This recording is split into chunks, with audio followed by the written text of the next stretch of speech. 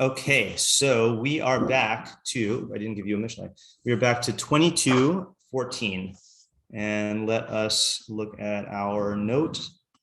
Okay, so 22:14. Shucha amuka pizaros zoom arshem yipol sham. So a deep pit is the mouth of Zaros, the anger of Hashem will fall there. And when we translated this yesterday, I wasn't so clear on the split for how to translate Zaros. So I think the easiest way to think of it is in three. There's like three directions you could take. Okay, the mouth of foreign women. Okay, which means women who you are not supposed to be with. Such as another man's wife, a prostitute, a woman of vice. Okay, so all those things. Second meaning is the mouth is the allegorical one. Okay, let's do this. Okay, this is literal. Okay, this is allegorical. The mouth of heresies. Okay. And that's referring to the mushal of either it's heresies because Zara is like with Avodah Zara or like strange vis-a-vis Hashem, or it's the mouth of foreign women, but it's using foreign women as the mushal that Mishlei uses for the heretical beliefs. Okay, and then the third one, I don't want to call it hybrid. I want to call it ambiguous. Okay, which is the mouth of strangenesses. I know that's not really a word. Okay. And that's referring more to the content, I guess. I mean, this one can overlap with the other two, but those are just the three translations I've seen. Okay. So for what it's worth. All right. Our questions were who or what is Pizaros? What does mouth imply? And who or what is the stranger here? 2, if Pizaros is a metaphor, what is the nimshal? Okay. Is it minus? Avodah Zara, minus meaning heresy, Avodah Zara, or nivel peh. So yesterday when you mentioned that, Ellie, I was like, I don't see anyone who I didn't think anyone would say that. I found 2 commentaries that did say that, so I would like to explore that if we have time. Okay. 3, what does zoom Hashem mean? The angered of Hashem, or the did someone say yesterday like disdained? Yeah, you said disdain, right? Yeah. So I found. Yeah, nice, good. Every time I'm sure I'm thinking about this. Okay, good. Yeah. I'm glad. Someone said, I think Sadigon. Yeah, Sadigon in what? Sadigon in his commentary said Hazima Gnus, degradation or disdain. So I think that fits. I think we had that word yesterday also, but I just connected the dots. If it's talking about heresy, that's why Hashem is angry, then what does it mean here in a Mishlei context? And what is God being angry in Mishlei anyway? The famous thing about controversial statement of the Rambam, not like typical Rambam controversy, but like one of these things where he states it and then you're like, but this. When the Rambam says the thing he says about God's anger, about like when that metaphor is used? No. So he says it's only used about Avodah Zara. Okay, now there are a bunch of cases that seem to be like exceptions. And I don't know if he means specifically like charon af, like burning wrath, and maybe zoom is different. But like if you take the Rambam at face value, then that would support the heresy or Avodah Zara interpretation. But then the question still is, what does this mean in Mishlei? Mishlei doesn't typically talk about Avodah Zara the way we learn it. 5, what is the deep pit? What's the mushal of the deep pit? What is the quality of deep adding to pit? Why use the specific word shucha instead of bor or something else? What does falling into it mean in the context? 6, is there a significance to the Greek sieve? That's a minor question. And by minor, I don't mean unimportant. I mean that if we can't answer it, then we don't have to chastise ourselves. Okay. What is the opposite of this pasuk? Again, typical Mishlei has 2 opposites. Here, this is only stating seemingly the bad. So what would the Chacham do in this case? What would the Tzaddik do?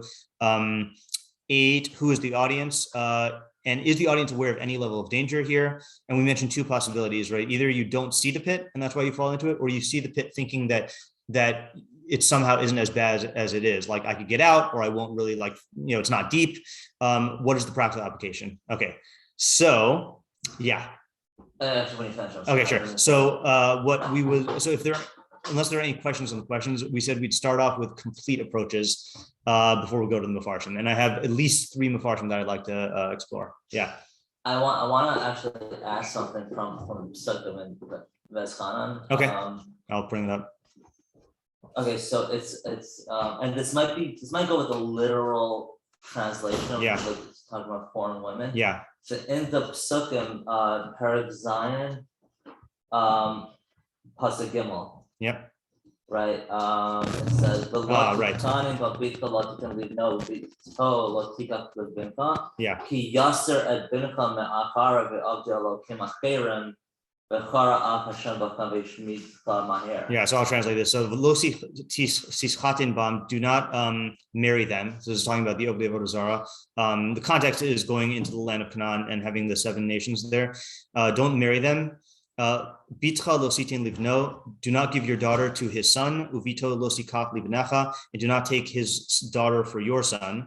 Ki yasir es bincha me'acharai, because he will remove your son from me. This is Hashem talking. V'avdu Elohim achirim, and they will serve other gods. V'chara af ad Hashem, and Hashem will become angry with you. This is a good example of the Rambam's case, right? Because this is a Avodah Zarah. V'yishmidcha maher, and he will destroy you quickly.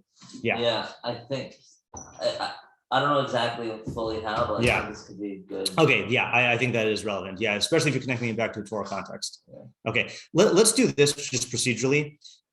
Let's focus first on taking this literally. Okay, that we're literally talking about women who it's usher to be with. Okay, and then we'll deal with the heresy one and the nivel pad one later. Okay, so anyone have any ideas for a literal foreign woman?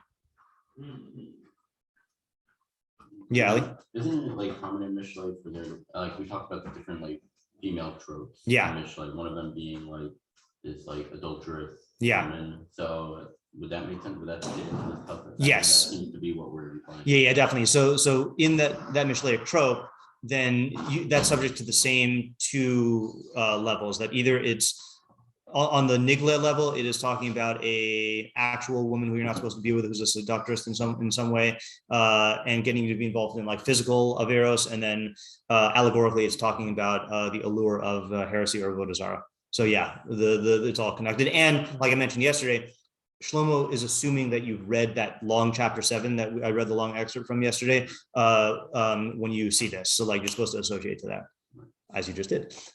Yeah. Within that interpretation, how does the non-angered of Hashem avoid this? Right. Oh, did we not? Hold on. Oh, yeah. Did I skip reading this question? Yes. What is the cause and effect relationship between Ze'um Hashem and falling? Are they falling because they angered Hashem, or is Hashem angry at them because they fell? So just say what you said again. Yeah, I guess in the first The one, little one, yeah.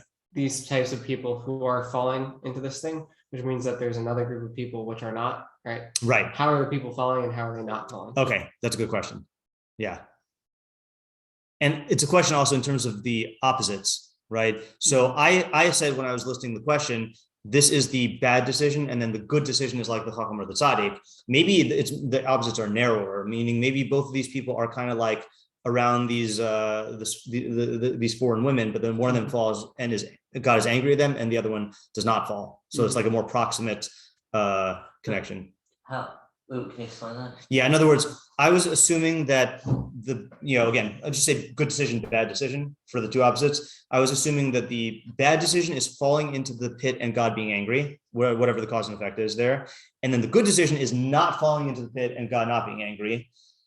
And Sean is suggesting that maybe are you suggesting that there are people who fall into the pit and God is not angry? No. No, okay, you're saying that there's a category, but by the fact that it specifies that the angered are falling there, yeah, seems to, like, you could have just said that, right, that the mouth of a Zeros is a deep pit, yeah, right, and be careful, yeah, right, and that would apply across the board, yeah, right. But the fact that you're saying specifically these type of people are going to be falling there, that seems to me to suggest that there are people who are not angered of Hashem, who are not angered of Hashem and are not necessarily falling into the deep pit. Right. So I guess what I'm saying is that instead of assuming that people who are not angered of Hashem is like a high level tzaddik or a chacham, maybe it's not. Maybe it's just like someone who's not making this mistake. Yeah.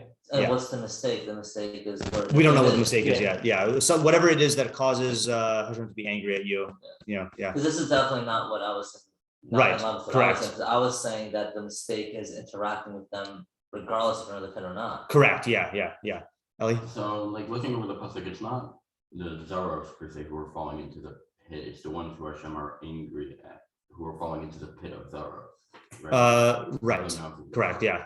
So the Zaros themselves are how are we supposed to what are we supposed to learn out from their? So the Zaros are the threat in the pasuk or the hazard, and the audience of the pasuk is the one who is is being seduced by them and then falling into the pit, and then Hashem is angry either causally or effectively. Right. So how does this differ from certain? I think in one of the first parskim of Mishlei, they talk about don't be seduced by evildoers. Yeah. Like that. So how does that? This is very similar to that, although the difference is that this is a different mashal, right? So this is not, in the first parak of Mishlei is like people who are trying to get you to live like a lifestyle of thievery and villainy. This is either the realm of the sexual or the realm of the, sorry, it's the realm of the promiscuous in physically or the promiscuous in thought. Yeah. Just thought about why it has to say deep. Yeah. Assuming that we're talking about someone who's making a mistake. Yeah. I think if it were to just say a pothole that we were saying yesterday. Yeah. That it would just be a singular mistake, maybe make it a couple times. The fact that it's so deep, it's you're continuing to make the same exact mistakes. Yeah. And digging yourself deeper into the hole. Yes. Okay. So and that's why I want to take it literally with the woman, because it's a very easy trap to fall into, I think. Yeah. I'm just continuing. Okay. So just to make sure, I don't know what the what do you call how much you intended to be specific in what you said when you said digging yourself deeper and deeper. Yeah. So the imagery here is the deep pit already exists and then you're falling into it. Right. I think it is a different mashal of quicksand or being in something that starts off not deep and then becomes deep. And I don't think that that's what it's saying. I think it's saying the first way. Yeah. So, and not to say that doesn't happen, but I don't think it matches the mashal exactly. No, okay. Yeah. Yeah. An idea or an image that came to my head in terms of what Ellie was talking about, right? The Zeros, where is the Zeros? They're also in the pit, right? Which that's a good question, which we didn't ask. Correct. Yeah. Right. Yeah. So if you're saying that the Zeros is in the pit, right, then for me it's like a person who is miserable in life or is at this low state of life, and right, the way in which they, right, so either a person can rise themselves up or they can tear other people down, and this person's a person who's trying to pull you into the pits that you're situationally equal and the same. So that's interesting. So I was intrigued by the question, but then I realized it's saying that the mouth of Zaros is a pit, right? Mm-hmm. So I don't know if the mashal is that the strange women are in a pit trying to pull you down. Their mouth is the pit. Uh-huh. Yeah. I don't know if we asked this question, but is it situational, or is it just every single foreign woman is the deep pit? That's a good question. That's a good question. Yeah. I don't know. I think I think you could say both. You could take both approaches. Yeah.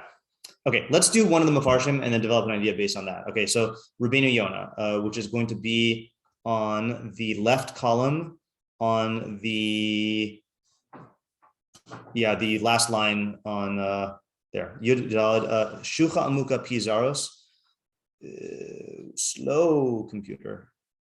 Oh, Sichas Ha'isha. So the frivolous conversation with a woman. Okay, Sicha is frivolous conversation, not substantive. Tapiel will cause you to fall. Wait for it.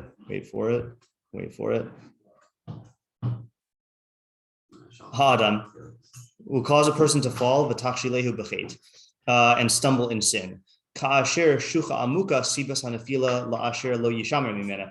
Just like a deep pit is the cause of a falling, which a person will not guard himself from. Al kain, therefore, yesh la'adam lehishamer mimena umisichasa. Therefore, a person should guard himself from it, from her, and from his conversation with her. Okay, so that's number one. Okay, that sounds like. I mean, the weird thing about it, anything strike you as weird? Can you translate that? Yeah, frivolous conversation with the woman will cause the person to fall and stumble in sin, and it is like a deep pit that is the cause of falling for someone who doesn't guard himself from it. Therefore, a person should guard against her and from conversing with her. And what was your question? My question is anything stand out as weird? Yeah. So how it mentions like how that you're going to fall into sin in general. Yeah. As opposed to just fall into this one act.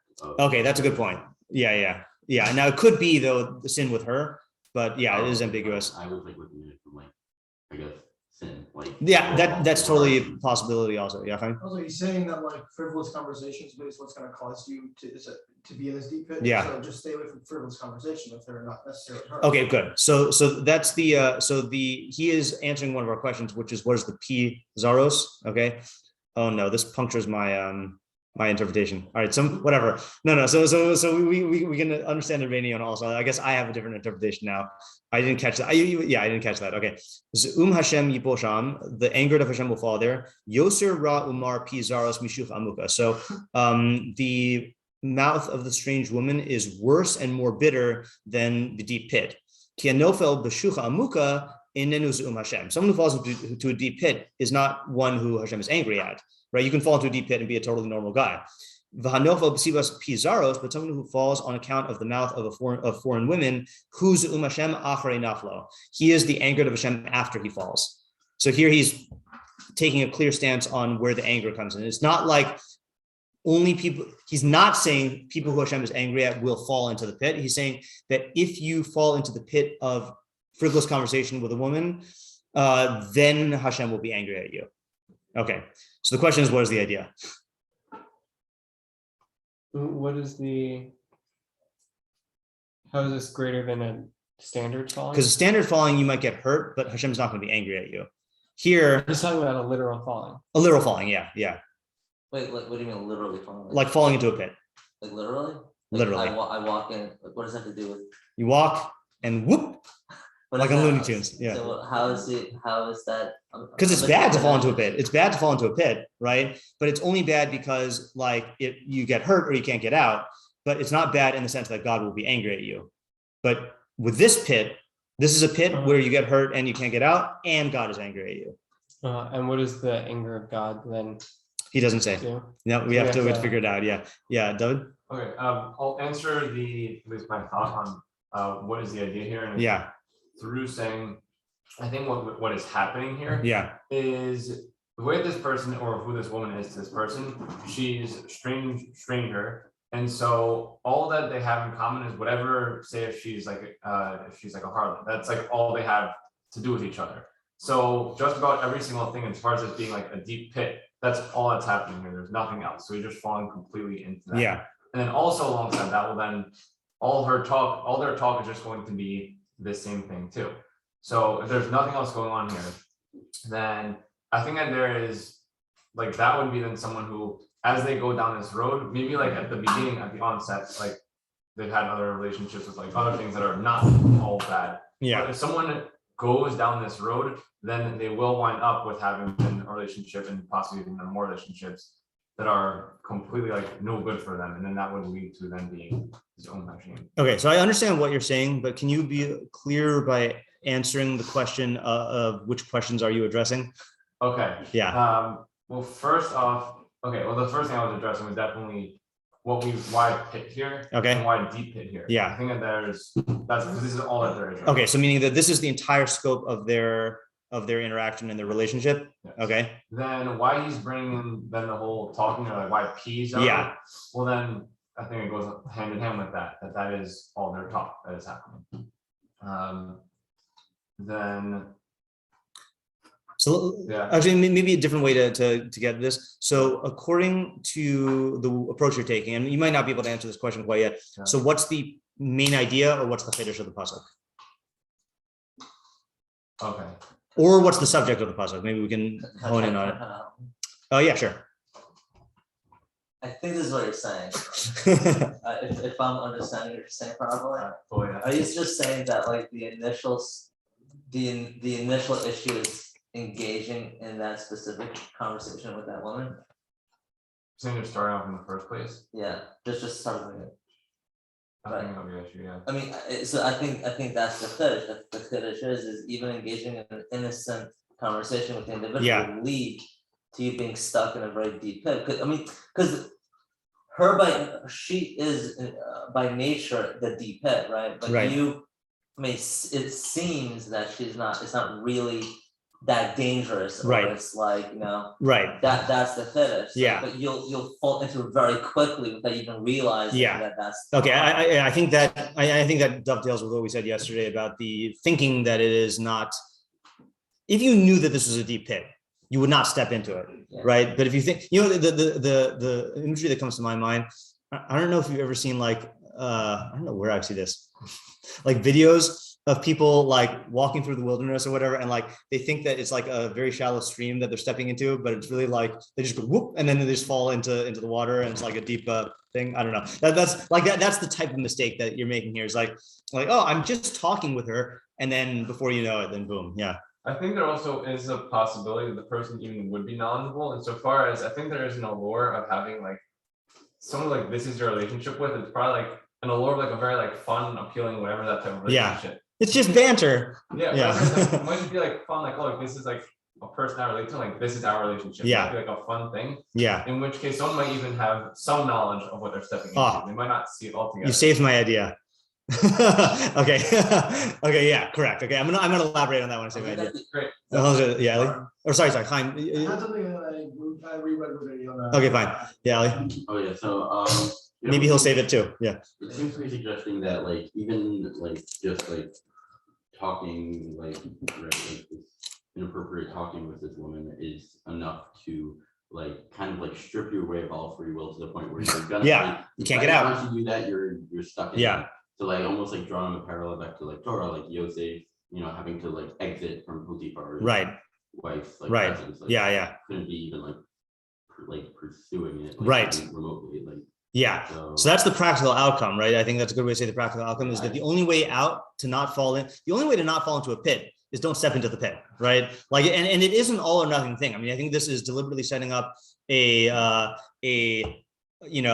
there are certain things in Mishlei that are gradual corrupting forces. This is also it could be gradual in real life, but it's trying to set it up as either you step into the pit and fall in, or you avoid the pit. Although I don't know with that interpretation how God's anger played a role. We haven't talked about that yet. Out of pocket. I like that. Okay, so I have something for God's anger piece and what Revina is talking about, but it's separate from what David's been saying. So if you want to say your thing on David. I also realized I forgot to say the God's anger part. Oh no, I got it. I just got it. Okay. It's on David. Okay, say it on David, and then I think what I want to do is I want to say the idea, hear your idea, but I want to make sure we get to the heresy analogy, and I kind of do want to wrap this up today. Okay, I mean we can talk about it after, but yeah. David describing the character of Aram, or what was that term that we use for someone who thinks they're smart but they could maneuver a certain situation? With Marty Bird. Aram. Aram. Okay, Is this the parrot with an arm? I don't think so. Marty Bird is a character in Ozark. Ozark, a show. Or was that Monday Night Mishlei with an arm? I don't remember. It's been months. Because that idea reminds me of. Okay. So let me say just this approach here, and then we'll cap it off and then go into the other one. So I'm going to say the idea that I thought of before I was scrutinizing the word sicha here. So I remembered that. So all of yesterday, I thought that I was familiar with this pasuk, and then I realized there are two pasukim in Mishlei that sound very similar. Okay, one is our pasuk. One is our pasuk in 22:14. There's another one in 23:27. Kishucha amuka zona uba'er tsara nachria.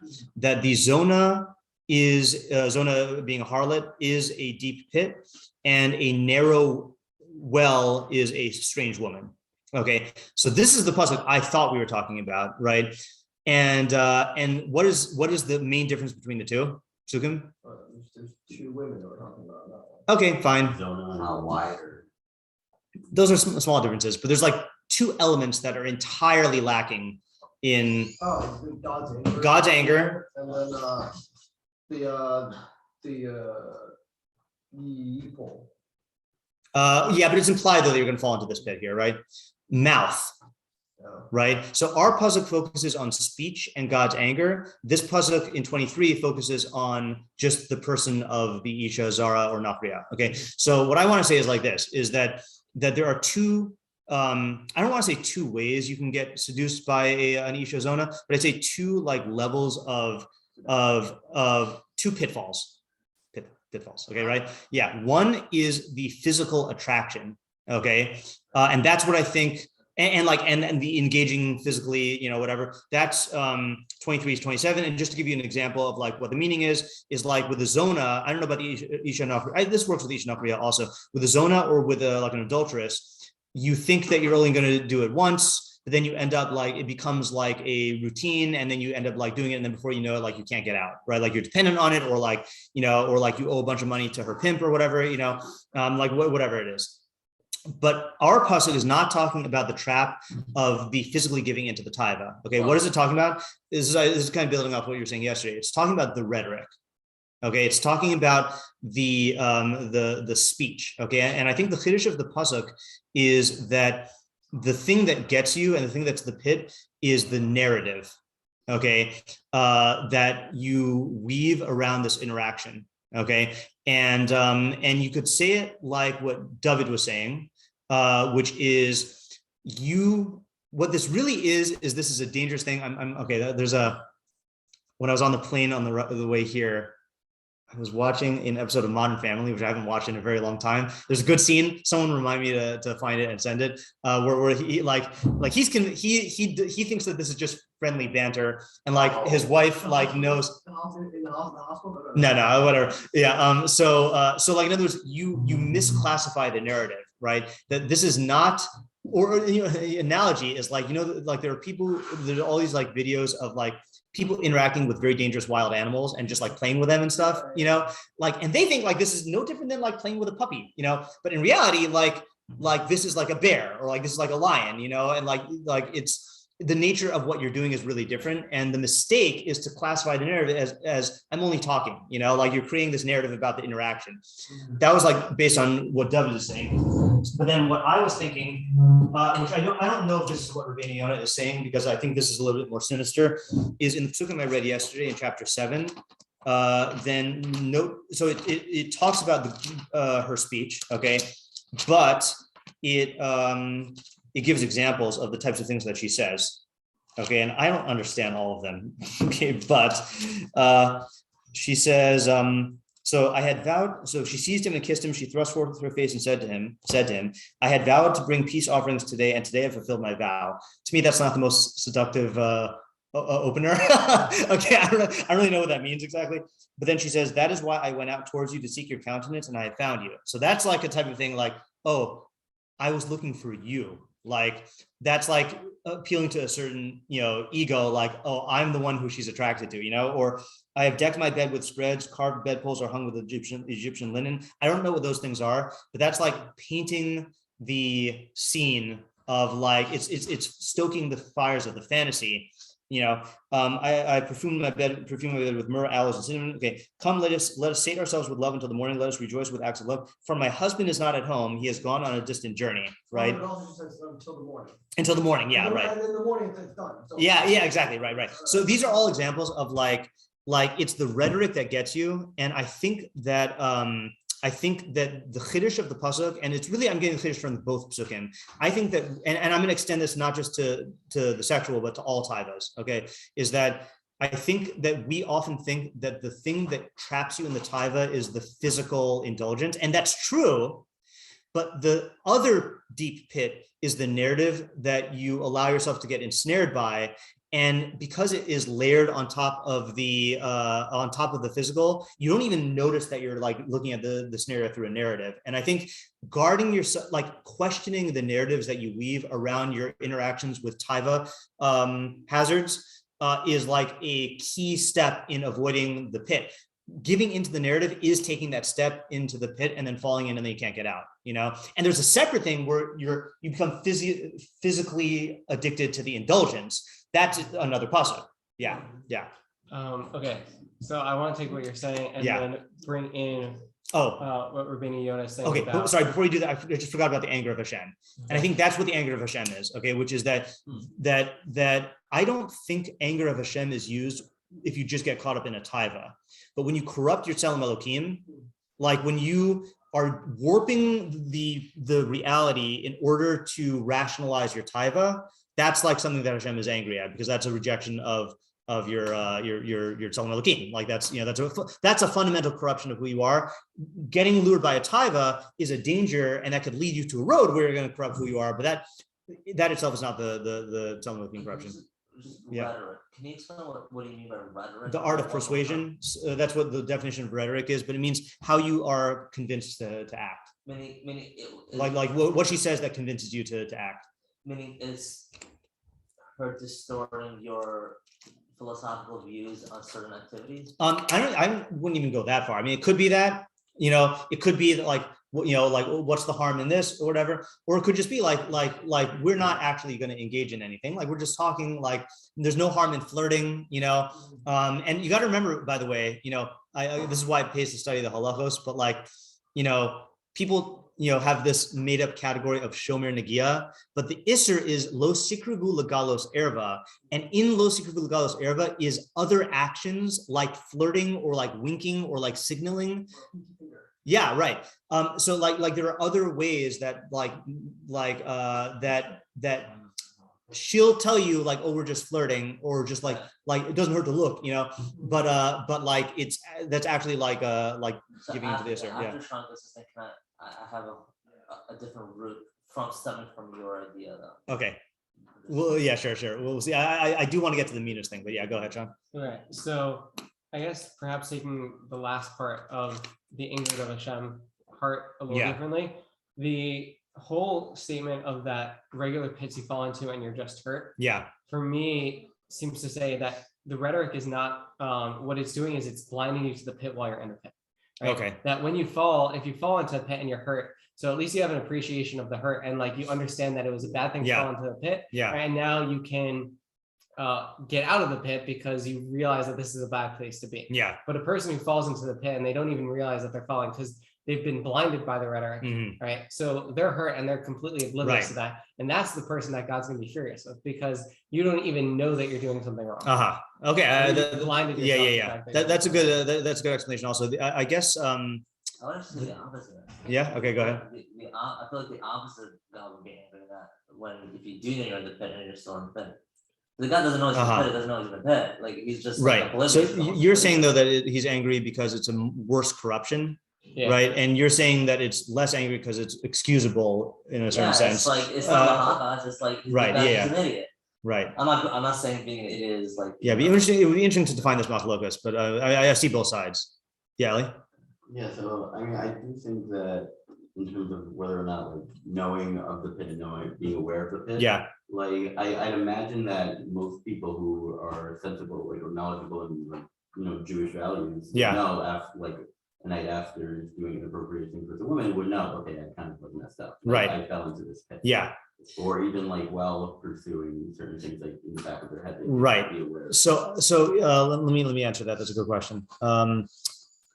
So the moment, the decision moment that the pasuk is focusing on though, is the moment where you take the step. Right. And the mistake. So if you ask the guy who's flirting with this woman who he's not supposed to be flirting with, if you ask him, hey man, is adultery usher? He'd be like, of course it's usher, right? But the mistake is he doesn't realize that because he's reframing this flirting as innocent, he doesn't realize that is tantamount to going into that pit. So you're right, is that afterwards he'll see it. But when he's engaging in it, then he creates a narrative where it's not. Yeah, right. Exactly. And look, again, people do just speak shomer negia. People do make this distinction. Like there are what do you call it? Like from couples or from like otherwise from relationships where they will draw the line. They'll say like, of course we're not going to have premarital sex, but like there's nothing wrong, or not. They won't say there's nothing wrong with touching, but they're saying like we're not engaging in the full act. Like they'll create these narratives, and it's amazing what people can rationalize. And that's the lure. It's the rationalization that once you frame everything that way, you can't see outside of the frame. editorial decision. I do want to hear your idea, and I just want to go into the minus thing for right now. So look at there's two Mefarshim who talk about this, at least Metzudas David, okay, bottom right hand corner on the first page. Shucha, he says Kachafira amuka, like a deep ditch. Asher hanofel ba kashalo lalos, that if you fall into it, it's the one who falls into it, it's difficult to ascend. Kainhu hanilkad bepitui pizaros. So too is someone who's ensnared in the seduction of the mouth of strangeness. He, next page, he haminus. This is heresy. Asher yikshem me'od lifrosh mimena, which is very difficult to separate from. Zu'um Hashem, misha Hashem za'am alav, someone who Hashem is angry at, v'chafayit b'misaso, and wants to kill, hu nichshal ba, he will fall into it. So he's taking it as causal, that God is angry at you and then you'll fall into it. Ki lo ya'ir einav b'tchilas hapitui, your eyes will not be enlightened at the beginning of the seduction, lahavin sichlus hadavar ukasavav, to understand the folly of the matter and its lies. Okay, now I don't know exactly, that part I haven't worked out yet. I just want to pair this with another of the Mefarshim who you don't have, which is the Malbim. Okay, the Malbim, as he usually does, puts it in more contemporary terms. He says, let's just get this here, full page. Okay, Shucha amuka pizaros zumasham yiposham pizaros hem darche hachachma b'hafilosofia shel ovdei gilulim. So this is the ways of wisdom and philosophy of the idolaters, and I think he would include in this like atheists also. I don't think it's like dafka avodah zara. Umavur etzli sheshem pe ba'al hachachma. So he says the word mouth often talks about chachma, piha pascha b'chachma. Dome kashucha amuka. It's similar to a deep pit. Hashucha hi hachafira hasuya lilkod ba b'nei adam. So he learns deep pit is different. He says a deep pit is a ditch that is dug in order to trap people. Okay, I don't know if that's going to make a difference, but no, there's not just like it happens to be a deep pit. It's a trap. It's a trap. Ukashihi amuka, and when it's deep, and when it's so deep, someone who falls into it, it's impossible to get out. Here we go. Because in their learnings or in their dialectics or in their arguments, then souls will be trapped to, I think porchos here is like casting off mitzvos, and kfira is heresy, is the denial of the fundamentals. The efshar od shiatza misham el or hachaim, and it'll be impossible to get out of there into the light of the living. V'gam ein lo tikva she'Hashem yazrenu l'tzeis min hashachas. Also, there's no hope that God will help you to get out of the pit. Ki zu'um Hashem yipol sham, because those who are Hashem is angry at will fall there. Hanofo sham. I said it the wrong way. Hanofo sham hu zu'um Hashem. One who falls there is someone who Hashem is angry at. Chal alav kilas Hashem v'zamo. God's curse will fall upon him, and God's wrath will fall upon him. Nilkad b'minus v'avadon, because he'll be ensnared in heresy and in destruction. Udeparish minus miyad meis. I don't know what he means by that. Someone who separates from minus will die immediately. Kamosh kasav kol ba'ehalo yeshuvon. Yeah, I don't know what that means. It might be a typo. Okay, but yeah.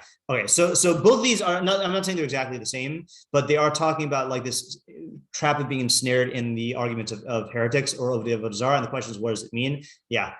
Just a thought from both these of how this can happen. Yeah. And what we're talking about within pasuk 10. That I think that a lot of like Rhetoric always talking about like different philosophia, chachma, things like that. Yeah. These all sound very, very smart, and they all seem to make a lot of sense, all the different neat things we're talking about. Yeah. I think there is, in part of the trap here, or the trap with me in general, is there's something that's like emotionally appealing to that in ways that say like Torah chachma might not be appealing, in ways that say, oh, this mean will appeal to whatever you want, and then you don't have to change, and you can just philosophize about the world and not have to change yourself. Yeah. I think that there's then, oh, we see I'm philosophizing things, I'm thinking all good ideas, all that. Yeah. And I think that there's a lot of then like drawing that would be a pit where then you're also not getting out of there, because the whole time you think you're doing right, you think, oh yeah, I'm philosophizing things, I'm definitely thinking deep into stuff, and this is what makes sense to me. Yeah. And in different of if you're just not thinking about things, like obviously okay. I have room for improvement. So I agree with your idea. That same duality of these two psukim here, I would say that there is an attraction. Each avodah zarah or atheistic or whatever heretical philosophy is going to be leading you to a certain lifestyle. And I'm saying that there's an attraction to the lifestyle. That's one pitfall. And then there's the speech itself which is another pitfall. And so yours, the way you're saying it sounds a little bit to me more like the second one, that it's an attractive lifestyle, unless I'm misunderstanding you. Okay, yeah. All right, you can think about it a little bit more. I want to just, in the interest of time, just give an example of this. Okay, so I've talked about this book many times, which is Mortimer Adler's 10 Philosophical Mistakes. Okay, I highly recommend it if you are interested in any philosophy. What the book is he basically says that many of the problems and difficulties and conundrums and mistakes that people are plagued with now can be traced back to mistakes on 10 subjects that were made by modern philosophers because they didn't sufficiently learn the wisdom of the ancients. Okay, and by modern philosophers, I mean basically Descartes and on. Okay, so Descartes, Spinoza, Hume, Hegel, Kant, whatever, So, and just in case you're wondering what the mistakes are: consciousness and its objects, the intellect and the senses, words and meanings, knowledge and opinion, moral values, happiness and contentment, freedom of choice, human nature, human society, and human existence. So in all of these chapters, what he does is he shows you basically one mistake that was made by one of these thinkers that led down this path that is responsible for all of these philosophical mistakes that people make now, Yeah. Can you give like a quick example? Can you send us? Yeah. Quick example. I mean, for example, a mistake now is thinking that is not distinguishing between the intellect and the senses and viewing the intellect as a material entity, as synonymous with the brain. Okay, or let's say with moral values, or let's say happiness and contentment, of viewing happiness as synonymous with pleasure. I mean, I'm really trivializing it, right. But that's the kind of thing, or failing to distinguish between knowledge and opinion, and therefore you get into a realm of subjectivism, or moral values of thinking that there's no objectivity in ethics, and it's all just subjective based on culture or whatever, Okay, so, but what I wanted to read is he says, he has this Aristotle thing, quote, I don't know where this is from: the least initial deviation from the truth is multiplied later 1,000-fold.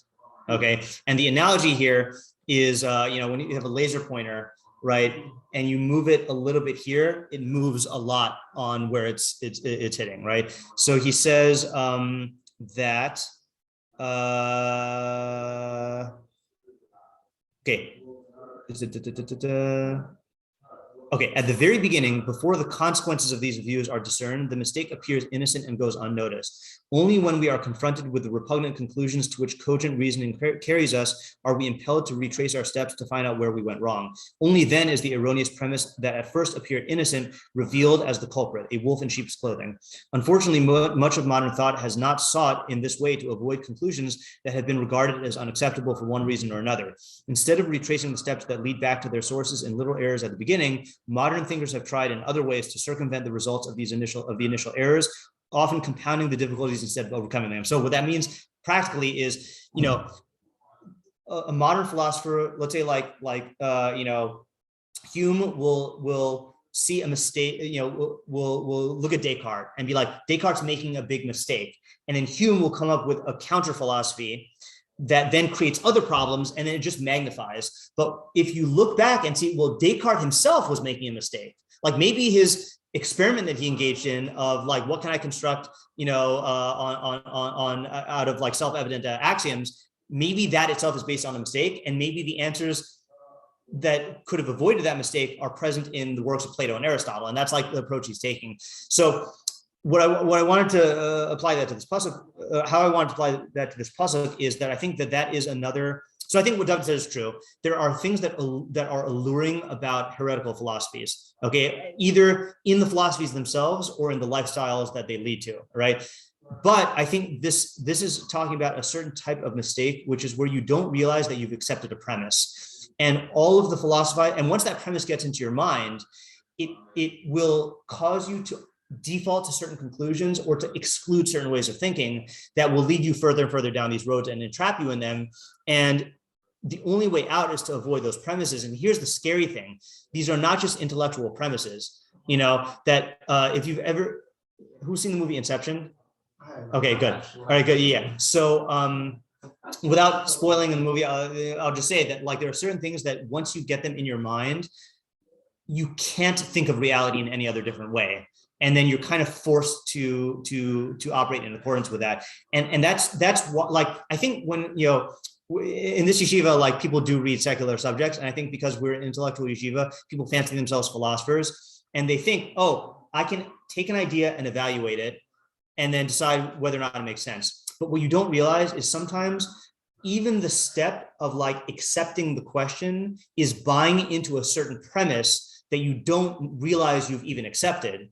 And that's what ensnares you, you know? And again, this is for Avodah Zarah and for heretical philosophies. And that's why it's very, very important to get a firm grounding in Torah. You know, I've seen, Adler's not the only one who does this. I mean, Rabbi Che does this in the TTL shiurim of like, you know, certain times I'll see like people ensnared in certain philosophical mistakes. And like, I know a TTL shiur that like, he just lays this out as a blatant mistake. And like, if they had listened to the shiur, they would have avoided it. Okay, there's a lot more to say. So I'm going to stop for today because I don't want to go into morning seder. We'll have to make an executive decision whether to continue this tomorrow or do Q&A. Okay, or I don't know, executive decision. We can vote on it also. Okay, but I'm going to stop for now. And shiur.